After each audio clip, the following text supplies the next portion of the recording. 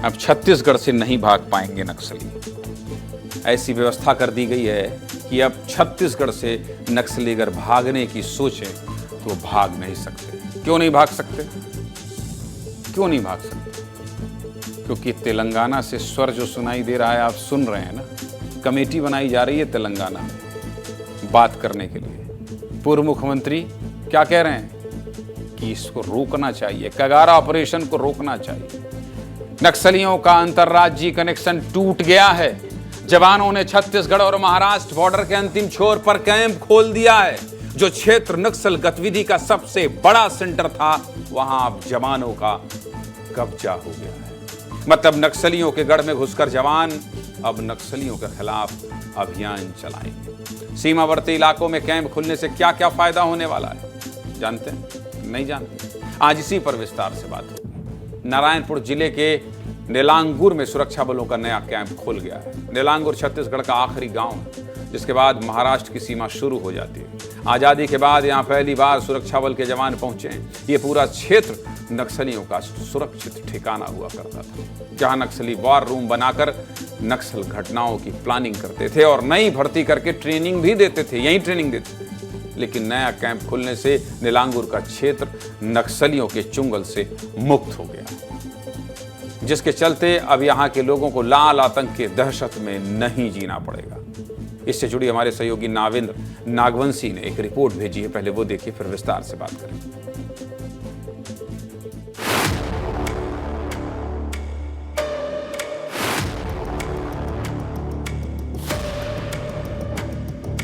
इस वक्त मैं नेलांगुर की कैंप में हूँ। पहले काला वर्दी पहन के गांव वालों के साथ धौस जमाता था नक्सली, लेकिन आज उस जगह पे फोर्स की बड़ी डेरा है।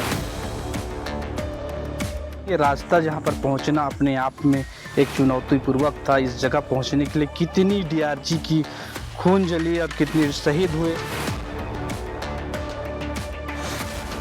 गढ़चिरौली जो सुनने में एक प्रकार पहले भी नक्सली दहशत हुआ करता था इस जगह पे, लेकिन वो यहाँ से 194 किलोमीटर है। बोर्ड में लिखा है छत्तीसगढ़ की सीमा समाप्त। बदलती तस्वीर में इसके पहले तो बहुत सारे इस जंगल था, इसमें रोड नहीं था, पैदल जा रहा था, कहीं ऐसा रोड भी नहीं दिखता था, कहीं छोटा सा एक रोड था। बहुत मुश्किल से उन लोग को 1 या 2 दिन से वो पहुंचते थे अस्पताल में। अभी उनको आसान हो गया।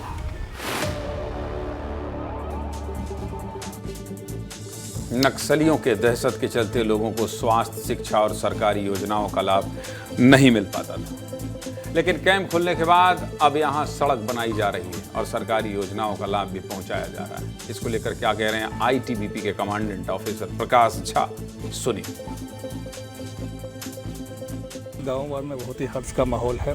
गाँव वाले हमसे मिल रहे हैं, हमसे मदद ले रहे हैं। जो भी उनकी दिक्कतें हैं, चाहे वो मेडिकल के हो, जो भी हैं, उनकी समस्याओं का समाधान हम लोग कर रहे हैं। ये क्षेत्र अपने आप बहुत ज़्यादा पिछड़ा है। यहाँ हमने देखा और हमें बड़ा दुख हो रहा है कि हमारे भारत में ऐसा भी क्षेत्र है जहाँ पर बेसिक हेल्थ फैसिलिटी नहीं है। रोड लाना अपने आप में बहुत बड़ा ही चैलेंजिंग काम था और मैं जिला प्रशासन को इसके लिए बहुत बहुत धन्यवाद देता हूँ। बाकी सुरक्षा हम करते हैं, लेकिन रोड लाना वाकई बहुत ही चैलेंजिंग टास्क था, क्योंकि यहाँ तक हमने अगर रोड ले आए तो समझ ये है कि हमने नक्सलियों के गढ़ में अपना एक बहुत बड़ा जो है ना पक्का स्थान कर लिया है। बस्तर में सुरक्षा बलों ने करीब 50 कैंप खोले हैं, लेकिन नेलांगुर जैसे सीमावर्ती इलाकों में कैंप खोलना इतनी बड़ी बात क्यों है जानते हैं? इतनी बड़ी बात क्यों है और इतनी बड़ी तरीके से क्यों बता रहा हूँ? चलिए आपको बता देता हूँ। रामायण में जिक्र है कि भगवान राम ने वनवास के दौरान एक लंबा वक्त दंडकारण्य क्षेत्र में बिताया। आज वो हिस्सा बस्तर और इसके आसपास मौजूद है। ये इलाका घने जंगलों, ऊंची पहाड़ियों और नदियों से घिरा हुआ है। अबू झमाड़ जैसे जंगल भी इसी इलाके में है, जिसमें छत्तीसगढ़, महाराष्ट्र, तेलंगाना, आंध्र प्रदेश और उड़ीसा राज्य के हिस्से शामिल हैं। छत्तीसगढ़ के बस्तर, नारायणपुर, बीजापुर, दंतेवाड़ा और सुकमा जिले की सीमाएं इन्हीं 4 राज्यों से जुड़ती हैं। देश में ऐसे बहुत ही कम हिस्से हैं जिनसे 4 अलग अलग राज्यों की सीमाएं जुड़े। यही वजह है कि ये इलाका नक्सलियों का सबसे मजबूत गढ़ बन गया और इस क्षेत्र को अपने कब्जे में लेने के लिए नक्सलियों ने सबसे खतरनाक दंडकारण्य स्पेशल जोनल कमेटी बनाई, जो एंटी नक्सल अभियान के दौरान बचने के लिए एक राज्य से दूसरे राज्य में चले जाते थे। लेकिन नए कैंप खोलने से नक्सलियों का अंतर्राज्यीय कनेक्शन टूट गया है और नक्सलियों के आधार इलाके लगातार सिमट रहे हैं, जिसका सीधा फायदा एंटी नक्सल ऑपरेशन में मिल रहा है, क्योंकि अब नक्सली एक राज्य से दूसरे राज्य में भाग नहीं पाएंगे। कौन कौन से सीमावर्ती इलाकों में जवानों ने कैंप खोल दिया है, आपको मैं विस्तार से समझा देता हूं। चलिए आपको विस्तार से समझा देता हूं और वो कैंप क्या है ये भी बता देता हूं। आप ये देखिए, पहले इस कैंप को पहले इस पूरे मैप को एक बार देख लीजिए, ध्यान से देख लीजिए, दिखाई दे रहा है।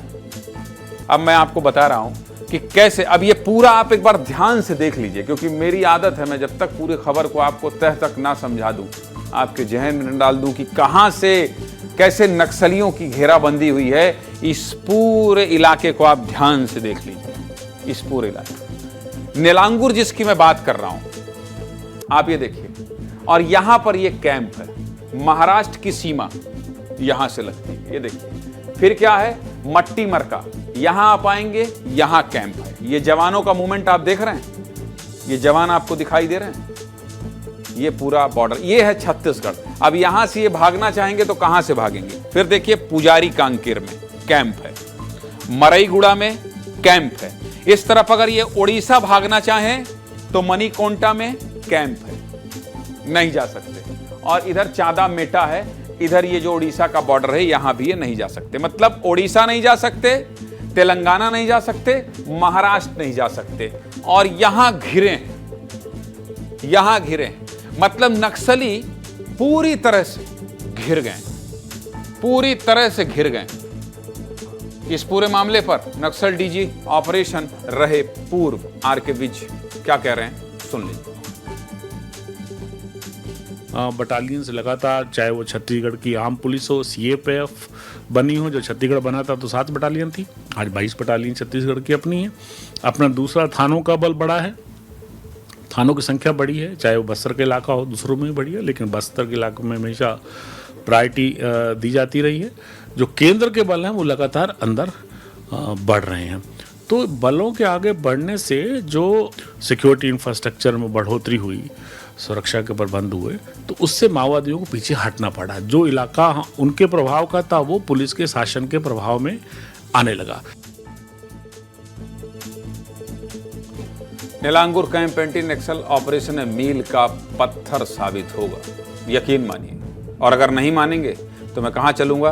संजय ठाकुर के पास चलूंगा। संजय, ये जो मैप के जरिए हमने समझाया, जिस तरह से बताया कि कैसे महाराष्ट्र, तेलंगाना, उड़ीसा पैक हो गया, मतलब अब इधर से तो नक्सली नहीं जा पाएंगे संजय, उधर से अगर कोई आना चाहे तो भी नहीं आ पाएगा। मतलब इसी को तो कहते हैं चौतरफा घेराबंदी और फिर नक्सलवाद का खात्मा। अपने नजरिए से विस्तार के दर्शकों को बता दीजिए।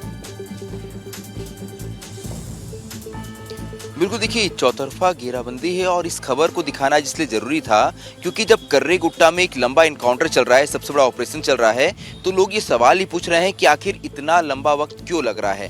ये वक्त इसीलिए लग रहा है कि तेलंगाना से छत्तीसगढ़ आने का जो इंटर स्टेट कॉरिडोर था नक्सलियों का, जो बहुत ही सेफ कॉरिडोर था, उसे इस बार फोर्स ध्वस्त करने की कोशिश कर रही है। देखिए बस्तर एक विशालकाय क्षेत्र है, 4 राज्यों की सीमाएं से जुड़ती है। ऐसे में फोर्स के सामने चुनौतियां बहुत बड़ी है। यहाँ भुजमाड़ जैसे क्षेत्र हैं, इंद्रावती टाइगर रिजर्व जैसे क्षेत्र हैं, जहाँ कैंप खोलना भी अपने आप में बहुत बड़ी चुनौती है। बहुत बड़ी चुनौती है कर्रेगुट्टा जैसे पहाड़ जो कई सौ फीट ऊंचे हैं, जहां नक्सलियों ने पिछले 40 सालों में अपना सबसे मजबूत किला बनाया था। यही वजह है कि पिछले 12 दिनों से लगातार फोर्स एक एक पहाड़ को विजय करते हुए, फतेह करते हुए आगे बढ़ रही है। वहां अपना एक स्थायी कैंप स्थापित करने की कोशिश कर रही है ताकि इस कॉरिडोर को भी बंद किया सके। इसका महत्व ये रहेगा कि आने वाले वक्त में नक्सलियों का इन एक राज्य से दूसरा राज्य जाना पूरी तरह से बंद हो जाएगा। दूसरी ओर नक्सलियों की जो सप्लाई चेन थी उसे पूरी तरह से फोर्स तोड़ देगी। ऐसे में नक्सलियों के पास दो ही रास्ते बचेंगे, या तो वो फोर्स की घेराबंदी में फंस जाएंगे या फिर उन्हें सरेंडर करना पड़ेगा। यही वजह है कि फोर्स द्वारा धीरे धीरे जो कैंप स्थापित किए जा रहे हैं इनका इतना अधिक महत्व है और ये बहुत ही चैलेंजिंग होता है। हर कैंप को स्थापित करने के पीछे एक बहुत बड़ी मेहनत होती है, कई जवानों की शहादत होती है। इसलिए फोर्स जब आगे बढ़ती है तो हमें इस बात का भी ध्यान रखना चाहिए कि बस्तर से बड़े क्षेत्र को घेरना बहुत आसान काम नहीं है। लगातार इसके लिए फोर्स मेहनत करती है, बड़ी रणनीति बनाती है और उसके बाद बस्तर ऐसे इलाके में कुल मिलाकर अब नक्सलियों को ये समझना होगा संजय, कुल मिलाकर नक्सलियों को अब ये समझना होगा कि सरेंडर के अलावा और कोई चारा नहीं बचा है। फिलहाल आपका बहुत धन्यवाद इतने विस्तार से सब कुछ समझाने के लिए।